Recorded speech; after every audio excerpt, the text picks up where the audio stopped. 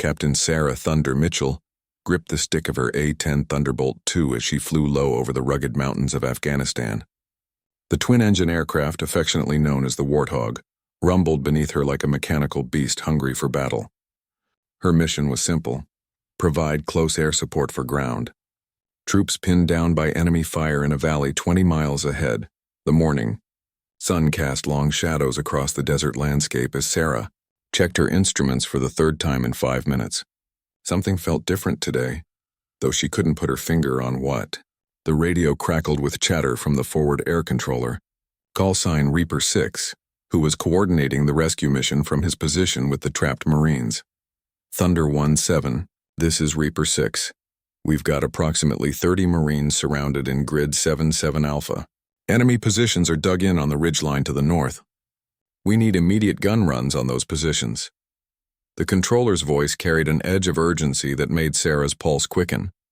She banked the Warthog toward the target area, her eyes scanning the terrain below. The A-10 was built for this exact scenario: low, slow, and deadly accurate. Its massive 30mm GIU-8 cannon could shred enemy positions, while its titanium bathtub around the cockpit kept pilots alive in the most hostile environments. As she approached the valley, Sarah could see muzzle flashes from the enemy positions. Smoke rose from several points where the Marines had taken cover behind rocky outcroppings. The sight made her jaw clench with determination. These weren't just coordinates on a map, they were real people counting on her to get them home alive. Reaper 6, Thunder 7 has eyes on target. I count at least 6 enemy positions along the northern ridge.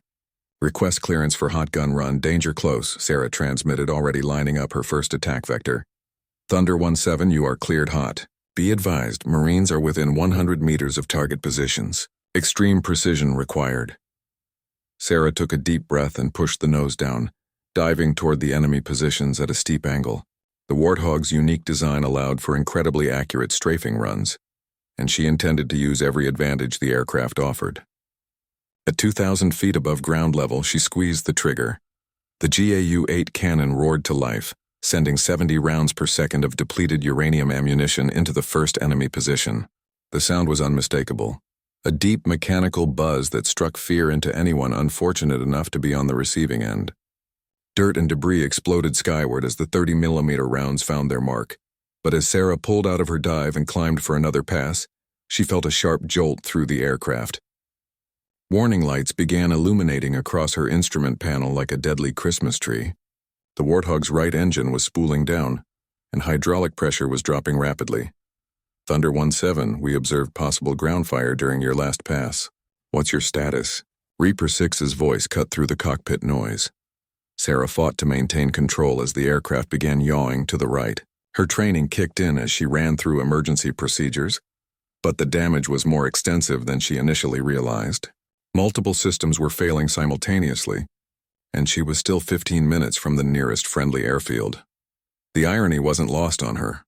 The Warthog was famous for its ability to absorb punishment and keep flying, yet here she was with a crippled bird over hostile territory. She looked down at her tail number painted on the instrument. Panel 810965. That number was about to become either a testament to the A-10's legendary toughness or a cautionary tale. Below her, the Marines were still trapped and enemy fire was intensifying. Sarah faced an impossible choice: attempt an emergency landing at the nearest base and leave the ground troops without air support, or continue the mission with a damaged aircraft that might not make it home at all. The radio crackled again. Thunder 17, advise your intentions. We have F-16s en route to assist with the close air support mission if you need to, RTB. Sarah's hand hovered over the transmit button. The F-16 Fighting Falcons were fast and capable, but they weren't designed for the low and slow mission profile that this situation demanded. The Marines needed the Warthog's precision and firepower, not the hit-and-run tactics of the faster jets. She made her decision, knowing it would either make her a hero or add her name to the list of pilots who pushed their luck too far. The engine temperature was climbing, hydraulic fluid was leaking, and electrical systems were acting erratically. But the Warthog was still flying. Reaper 6, Thunder 17 is continuing the mission. Those Marines aren't going home without a fight. Sarah lined up for her second attack run. fighting against the damaged aircraft's tendency to drift right. The Warthog's backup flight controls were responding, but everything felt sluggish and unpredictable. Sweat beaded on her forehead despite the cool morning air rushing through a small crack in the canopy, likely caused by shrapnel from the ground fire. Thunder 1-7, this is Falcon Lead. We're 5 minutes out from your position. Recommend you clear the area and let us handle the remaining targets, came a crisp voice over the radio.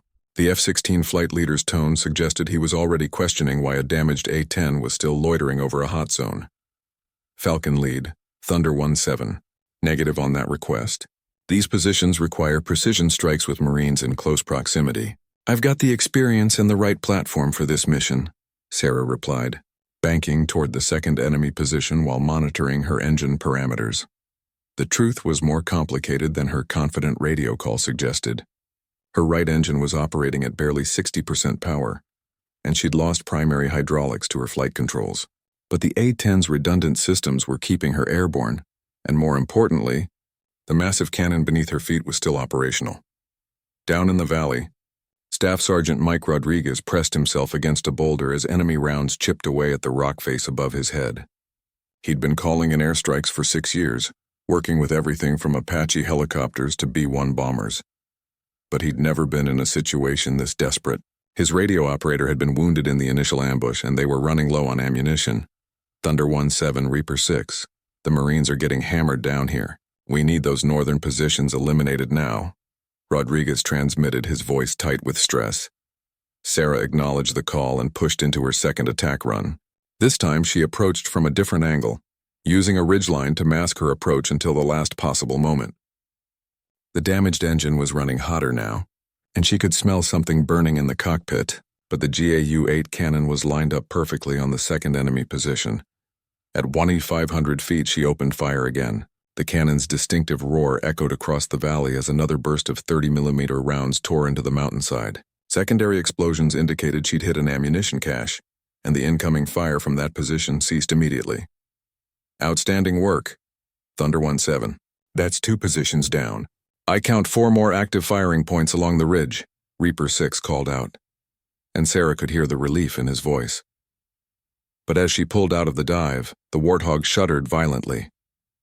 The left engine began surging, and new warning lights appeared on her already crowded caution panel. Whatever had damaged her right engine was now affecting the left side as well. The aircraft was becoming increasingly difficult to control, requiring constant pressure on the rudder pedals to maintain directional stability.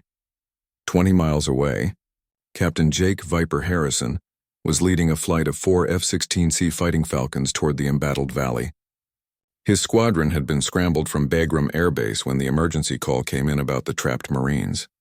As an experienced fighter pilot with over 200 combat missions, he'd worked with A-10s before and respected their capabilities, but he was concerned about the damaged Warthog still operating in the target area.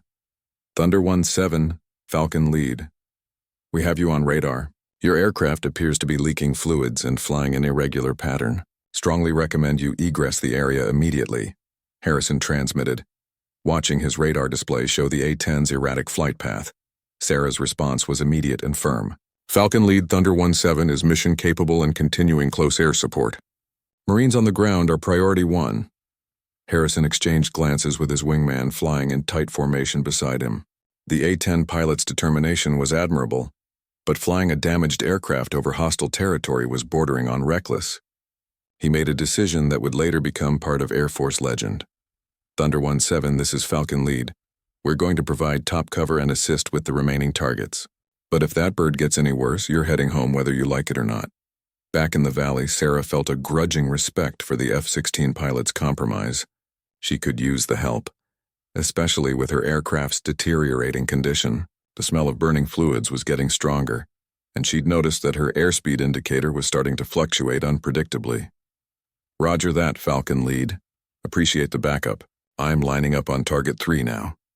As she maneuvered for her third attack run, Sarah realized that each pass was becoming more dangerous than the last.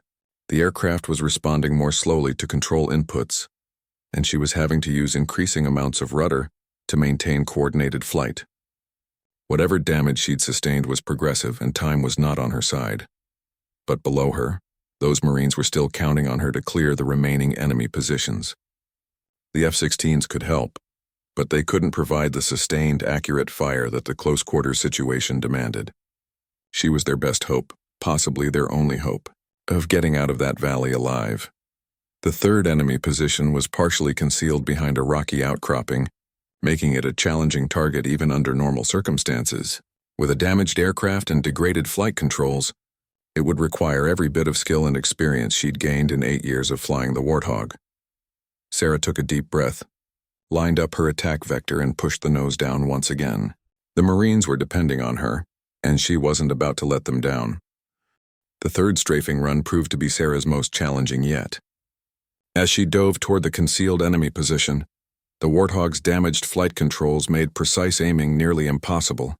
She had to constantly fight the aircraft's tendency to roll right while simultaneously compensating for the erratic engine performance that was affecting her approach speed. At 200 feet above the target, she squeezed the trigger.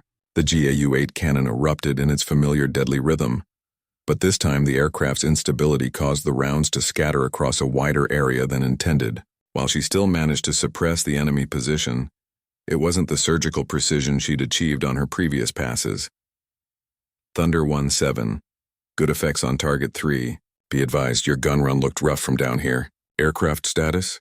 Reaper 6's voice carried obvious concern. Thunder 1-7 is still mission capable. Continuing attack, Sarah replied, though she knew her definition of mission capable was becoming increasingly optimistic. The left engine was now running roughly, and she'd lost most of her primary flight instruments. She was flying by backup systems and instinct. Captain Harrison watched from above as the damaged A-10 struggled through its attack pattern. His respect for the pilot's determination was growing, but so was his concern for her safety. The Warthog was clearly in serious trouble, yet the pilot continued pressing the attack with a level of courage that bordered on the extraordinary. Falcon 2. You see what I'm seeing down there? Harrison asked his wingman. Roger, lead. That hog driver's got nerves of steel, but her bird's coming apart. We need to take over this mission, came the reply. Thunder 1-7, Falcon lead. We're observing significant battle damage to your aircraft. Recommend we handle the remaining positions while you RTB for emergency landing. Sarah's response was immediate and resolute. Negative, Falcon lead. These Marines need close air support, not high-speed passes. I've got 3 more positions to clear. What Sarah didn't mention was that her fuel situation was becoming critical. The battle damage had likely compromised 1 or more fuel lines, and she was burning fuel at an alarming rate. Combined with the engine problems, she was facing the possibility of not having enough fuel to make it back to base even if she left immediately. Down in the valley, Staff Sergeant Rodriguez was coordinating the Marines' movement as the air support continued overhead. The first 3 enemy positions had been effectively neutralized, allowing his men to advance to better defensive positions. But the remaining enemy fighters had repositioned themselves in harder-to-reach locations, taking advantage of the natural terrain. Thunder 1-7, Reaper 6. The remaining targets are in defilade positions. We need you to come in from the east to get the proper angle for effective fires, Rodriguez transmitted, knowing he was asking the damaged aircraft to fly an even more dangerous approach path. Sarah studied the terrain and realized the forward air controller was right. The remaining enemy positions were cleverly positioned to avoid air attack from the north or west. An eastern approach would expose her to additional ground fire, but it was the only way to reach the targets effectively. Reaper 6, Roger, coming around for eastern approach on remaining positions. As she turned the Warthog toward the new attack vector, both engines began fluctuating more severely. The aircraft was clearly running out of time, but Sarah was determined to complete the mission. She'd trained for situations like this, though she'd never imagined facing quite this combination of challenges. The F-16 flight leader made a decision that would later be debated in Air Force academies for years to come. Instead of ordering the A-10 to leave, he chose to support her mission by providing protective cover and backup firepower. Thunder 1-7, Falcon Flight will provide suppressive fires on the ridgeline while you make your attack runs. We'll keep their heads down so you can work. Roger, Falcon lead. Much appreciated. The coordination between the different aircraft types was unprecedented. F-16s normally operated at high altitude and high speed, while A-10s worked low and slow. But the situation demanded flexibility, and both pilots were adapting their standard tactics to support the Marines on the ground. As Sarah lined up for her fourth attack run, she noticed something that made her blood run cold. The fuel quantity gauge was reading dangerously low, much lower than it should have been given her flight time. The battle damage was causing her to lose fuel faster than anticipated, and she was rapidly approaching the point of no return. She had enough fuel for perhaps 2 more attack runs before she would be forced to attempt an emergency landing at the nearest airfield. But there were still 4 enemy positions keeping the Marines pinned down, and the F-16s, despite their best efforts, weren't equipped for the precision close air support this situation required. Falcon lead, Thunder 17. "I've got fuel for 2 more passes, then I'll need to head home," she transmitted, making the difficult admission that her time was running out. "Copy, Thunder 17. We'll make them count." Sarah pushed the nose down for her 4th attack run, knowing that each pass was bringing her closer to the limits of her aircraft's capabilities. The enemy positions ahead were well concealed and would require her most precise flying yet. Below her, 30 Marines were counting on her accuracy, and behind her, 4 F-16 pilots were witnessing what would become one of the most remarkable displays of airmanship in modern combat aviation. The GAU-8 cannon was ready. The target was in sight, and despite everything going wrong with her aircraft, Sarah Mitchell was exactly where she belonged. Sarah's 4th attack run was a masterpiece of pilot skill under impossible circumstances. Despite the Warthog's deteriorating condition, she managed to line up perfectly on the 4th enemy position. The eastern approach took her directly over several other enemy fighters who immediately opened fire with everything they had. Tracer rounds streaked past her canopy as she committed to the attack. The A-10's titanium armor lived up to its reputation, deflecting several direct hits that would have brought down a less robust aircraft. Sarah felt the impacts through the airframe but pressed on, knowing this might be her last opportunity to help the trapped Marines. At 1,000 feet, she opened fire with the GAU-8. The cannon's devastating power tore through the enemy position, silencing another threat. But as she pulled out of the dive, a new problem emerged that made her previous troubles seem minor by comparison. "Warning, warning, fire, right engine," blared the automated voice in her headset. The right engine, already damaged and running rough, had finally succumbed to the battle damage. Worse yet, the fire warning meant that fuel or hydraulic fluid was feeding flames that could spread to other aircraft systems. "Thunder 17, we observe flames trailing from your right engine."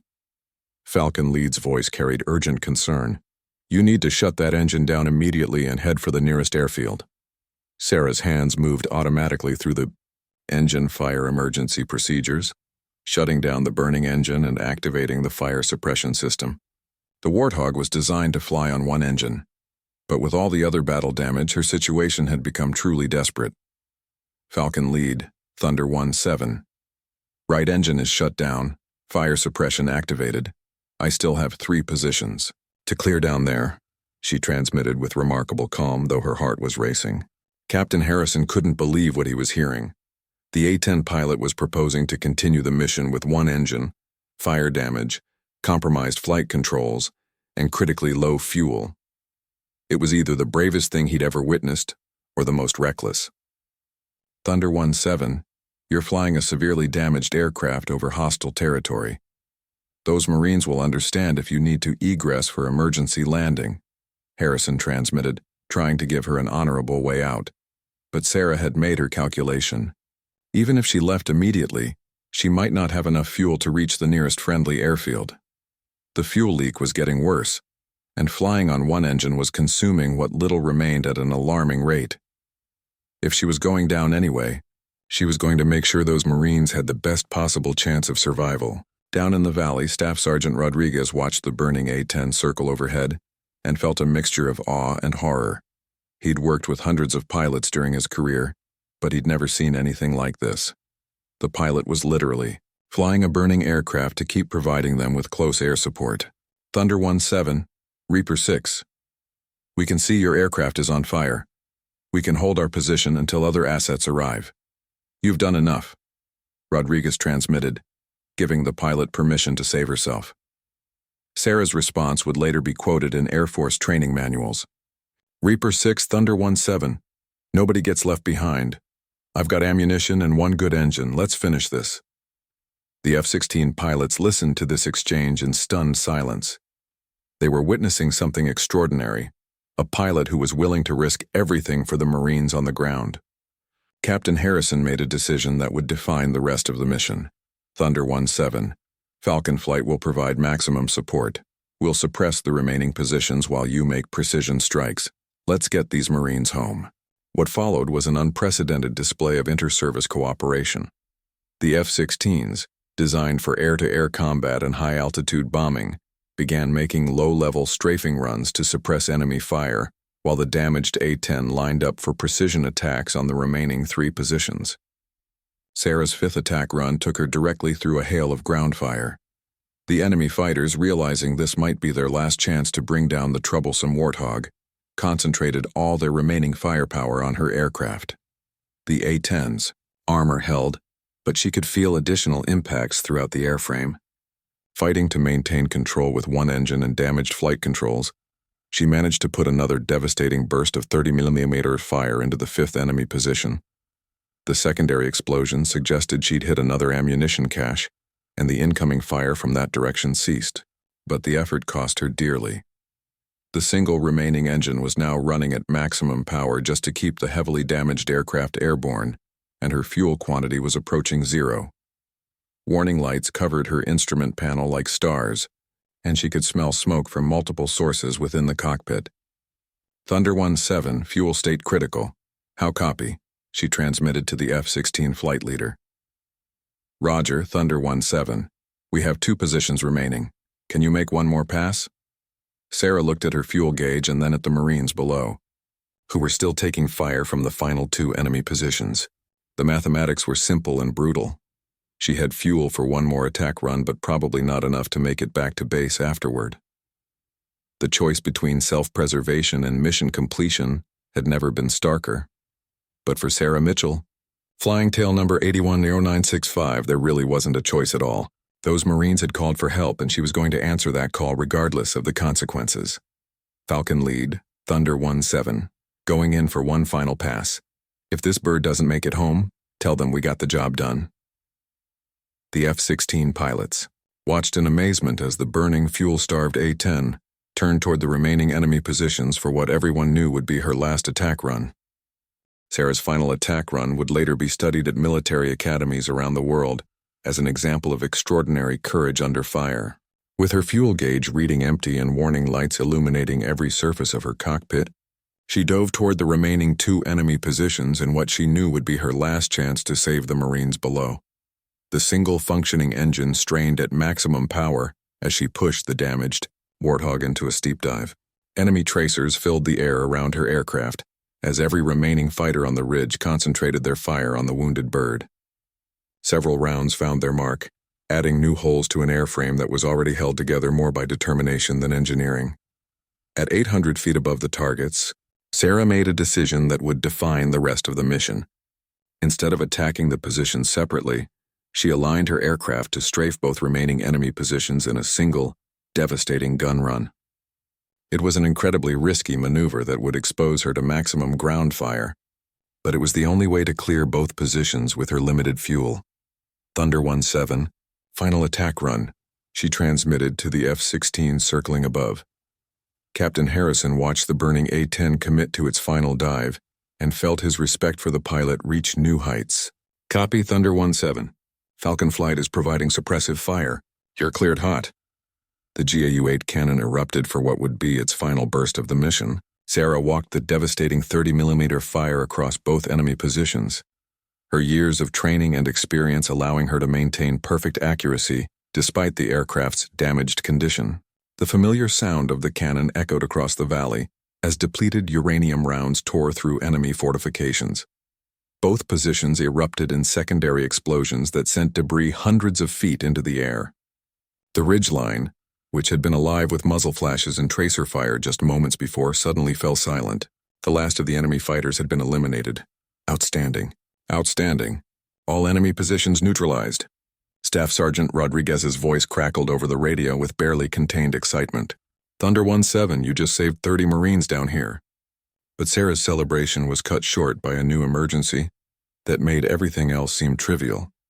As she pulled out of her final dive, the remaining engine began surging violently before settling into an ominous, rough idle. The fuel flow had become so intermittent that the engine was on the verge of flameout. Falcon lead, Thunder 17. Engine failing, fuel exhausted. I'm not going to make it back to base, she transmitted with remarkable composure, though her hands were shaking slightly as she fought to control the dying aircraft. Captain Harrison's mind raced through the options. The nearest airfield was still 15 minutes away, and the A-10 clearly didn't have 15 minutes of fuel remaining. But there was another possibility, one that would require split-second timing and nerves of steel. Thunder 17, there's a highway approximately 5 miles north of your position. It's straight, flat, and long enough for an emergency landing. Can you make it that far? Sarah checked her position and looked toward the north. She could see the ribbon of asphalt cutting through the desert landscape. It was her only chance, but reaching it would require every ounce of skill she possessed. Roger. Falcon lead. Attempting emergency landing on the highway. Request you clear any civilian traffic from the area. What Sarah didn't mention was that she'd lost most of her hydraulic pressure, which meant her landing gear might not extend properly. She was potentially looking at a belly landing on a public highway in a damaged, fuel-starved aircraft that was barely controllable. The F-16 spread out to provide escort and traffic control as Sarah coaxed her dying Warthog toward the highway. Every mile was a victory against the odds, as the engine continued to surge and threaten complete failure. She was flying on fumes and determination, with backup systems that were themselves damaged and unreliable. Thunder 17, you're 2 miles from the highway. How's your gear situation? Harrison asked, already suspecting the answer. Falcon lead attempting to extend landing gear now, Sarah replied, pulling the manual gear extension handle. The nose gear came down and locked, but the main gear remained stubbornly retracted. The hydraulic damage was more extensive than she'd hoped. Main gear won't extend. I'm going in gear up, she transmitted matter-of-factly, as if discussing the weather rather than preparing for a potentially fatal crash landing. The highway stretched ahead of her, empty of traffic thanks to the F-16's radio calls to local authorities. Sarah lined up her approach, fighting to maintain control of an aircraft that wanted to do anything except fly straight and level.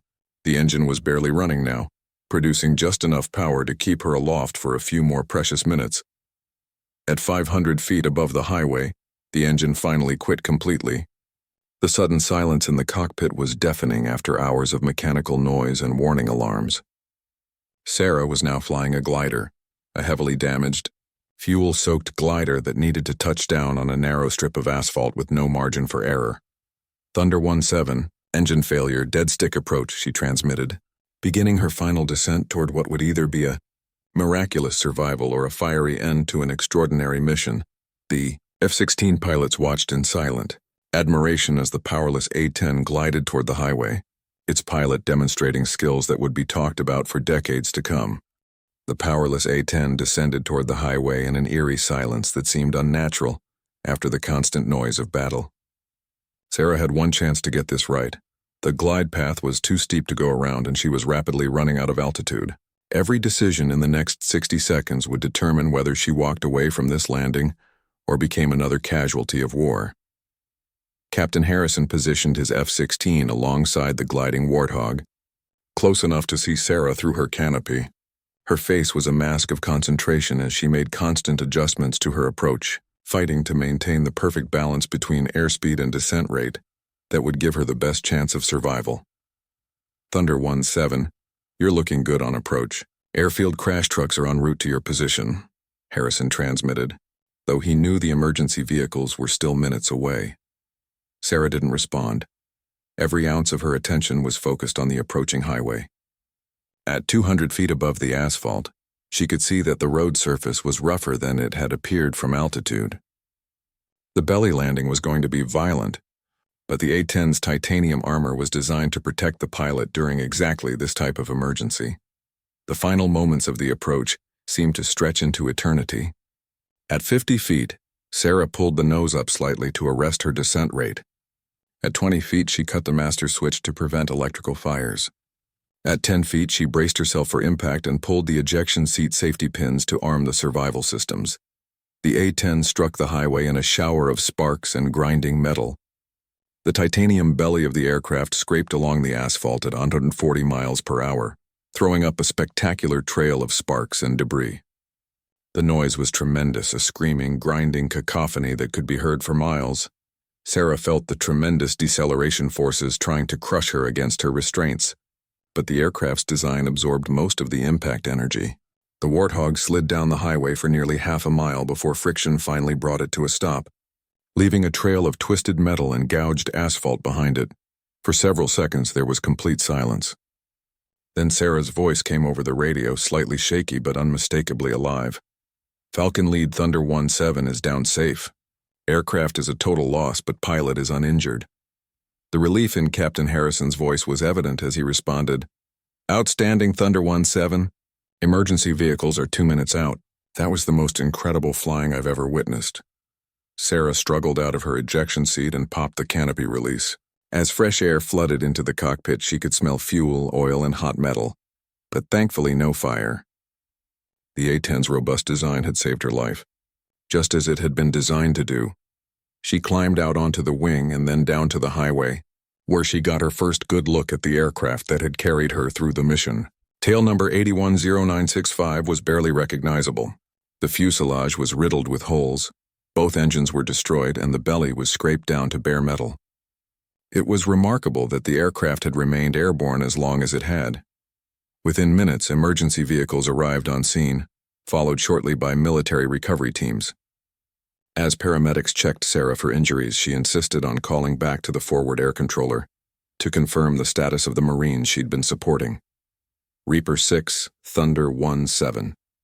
What's the status of the Marines in the valley?" she asked over a portable radio. Staff Sergeant Rodriguez's response brought tears to her eyes. "Thunder 17, all Marines are accounted for and moving to safe positions. Your actions today saved 30 lives. How copy?" "Roger, Reaper 6. Best news I've heard all day." Captain Harrison landed at the nearest airfield and immediately drove to the crash site. When he arrived, he found Sarah sitting on a guardrail, still in her flight suit, watching the recovery teams prepare to move her destroyed aircraft.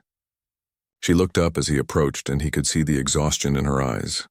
"That was the most extraordinary display of airmanship I've ever seen," Harrison said, extending his hand. "I've been flying fighters for 12 years, and I've never seen anything like what you did today." Sarah shook his hand and managed a tired smile. "Just doing my job. Those Marines needed help, and I had the right aircraft for the mission." "Right aircraft and the right pilot," Harrison replied. "When we get back to base, I'm recommending you for the Distinguished Flying Cross. What you did today goes way beyond the call of duty." As the afternoon sun cast long shadows across the highway, Sarah looked back at the remains of tail number 810965. The aircraft had given everything it had to complete the mission, and she felt a deep sense of gratitude for the engineers and technicians who had built such a remarkable machine. But more than anything, she felt satisfaction knowing that 30 Marines would be going home to their families because she'd been in the right place at the right time with the right skills to make a difference. In the end, that's what military aviation was all about. Ordinary people doing extraordinary things when their fellow service members needed them most. The story of the Warthog that wouldn't quit was just beginning to spread through military circles. But Sarah had no idea that her tail number would soon become legendary among pilots around the world. 6 months after the highway landing, Captain Sarah Mitchell stood in the Pentagon briefing room facing an audience of senior Air Force officers, defense contractors, and military historians. The story of tail number 810965 had spread far beyond the original participants, becoming a case study in aircraft survivability and pilot determination that would influence military aviation for decades to come. The battle damage assessment revealed over 200 holes in the airframe, complete loss of the right engine, 60% damage to the left engine, total hydraulic failure, and fuel system damage that should have brought the aircraft down within minutes of the initial hits, Sarah explained to the assembled audience, pointing to photographs of her destroyed Warthog. General Patricia Williams, the Air Force Chief of Staff, leaned forward with interest. "Captain Mitchell, in your professional opinion, what factors allowed you to continue the mission under those circumstances?" Ma'am, it was the combination of exceptional aircraft design and outstanding support from the F-16 pilots, who provided cover and coordination. The A-10's redundant systems and titanium armor lived up to their reputation, while the fighter pilots adapted their tactics to support a close air support mission they weren't originally trained for. What Sarah didn't mention was the hundreds of hours of training that had prepared her for exactly this type of emergency, or the split-second decisions that had made the difference between mission success and catastrophic failure. Military pilots were trained to be modest about their achievements, but everyone in the room understood the exceptional nature of what she'd accomplished. Captain Harrison, now promoted to major, was also present at the briefing. His after-action report had been instrumental in documenting the unprecedented cooperation between A-10 and F-16 units during the mission. The A-10 pilot's determination to complete the mission was matched only by her skill in handling a severely damaged aircraft. He'd written, "This mission should be studied as an example of how different aircraft types can work together to achieve objectives neither could accomplish alone." The engineering analysis of the wreckage had provided valuable insights for future aircraft design. The fact that tail number 810965 had remained controllable despite losing primary hydraulics, suffering engine fires, and absorbing massive battle damage validated the original design philosophy of the A-10 program. Dr. Robert Chen, the lead engineer on the A-10 modernization program, addressed the group. This incident proves that the Warthog's design philosophy of pilot survivability and mission completion remains relevant in modern warfare. The aircraft performed exactly as intended under the most extreme circumstances imaginable. But the real impact of the mission wasn't in engineering, reports, or military studies. It was in the 30 Marines who had returned home safely. Staff Sergeant Rodriguez, who had coordinated the close air support from the ground, was now an instructor at the Marine Corps Air-Ground Combat Center, where he taught forward air controllers about the importance of communication and coordination with close air support aircraft. When students ask me about the most important qualities in a close air support pilot, Rodriguez would tell his classes, I tell them about Thunder 17. Technical skill is essential, but it's the willingness to put the mission and the troops on the ground ahead of personal safety that makes the difference between good pilots and great ones. The Distinguished Flying Cross ceremony had taken place 3 months earlier, with Sarah's family and the surviving Marines in attendance. But perhaps the most meaningful recognition came from an unexpected source.